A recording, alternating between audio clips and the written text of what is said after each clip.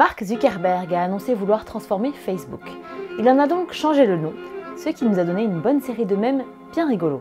Et oui, Facebook devient Meta, principalement parce que Mark veut lancer un métavers.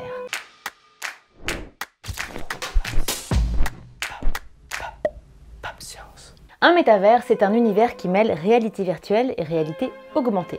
Un genre d'internet en 3 dimensions dans lequel on interagit sous la forme d'un avatar unique. C'est un peu comme dans les Sims, sauf que le personnage, c'est vous. On dit que cet univers est persistant parce que vous pouvez y interagir avec vos amis qui voient la même chose que vous et que le jeu continue, l'univers évolue avec ou sans votre participation. Oh hey Mark, hey, what's going on? Le mot lui-même, contraction de méta et de univers, vient de la pop culture puisqu'il est né dans le roman de l'auteur Neal Stephenson, Snow Crash. Notez qu'il y a déjà eu des exemples de métavers. Le jeu Second Life, par exemple, sorti en 2003, proposait un univers virtuel créé par les utilisateurs dans lequel on pouvait acheter des choses ou organiser des événements.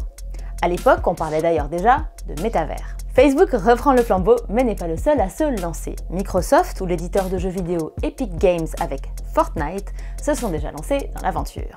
Fortnite a d'ailleurs déjà commencé à mêler le réel au virtuel avec les concerts donnés au sein du jeu par Travis Scott et Ariana Grande. Un métavers, c'est donc un internet en 3D dans lequel vous pourrez faire tout ce que vous faites dans la vraie vie. Assister à des concerts donc, mais aussi aller à des expos, faire vos courses, travailler et bien sûr avoir des interactions sociales avec d'autres avatars. Il faudra bien sûr un casque de réalité virtuelle pour entrer dans un métavers, mais Mark et ses copains estiment que l'accessoire va bientôt devenir aussi indispensable que les smartphones.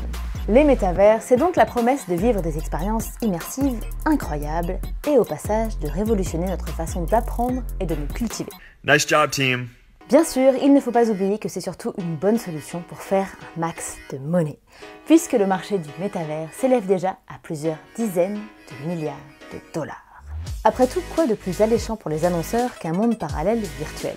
Plusieurs marques se préparent déjà à faire de la pub dans les métavers et à proposer aux avatars de tester virtuellement leurs produits avant de les recevoir in real life. Mais beaucoup d'observateurs s'inquiètent déjà des dangers des métavers. Le premier d'entre eux, voir émerger une société totalement déconnectée du réel. C'est vrai qu'on a déjà du mal à déscotcher des écrans quand on scrolle sur Insta. C'est ça la vraie question. Et comment éviter que les problèmes de harcèlement virtuel ne soient décuplés dans cet univers? Et la question des données personnelles doit aussi être posée. Vu qu'on est complètement immergé, comment faire pour se protéger de l'intrusion toujours plus grande dans notre intimité?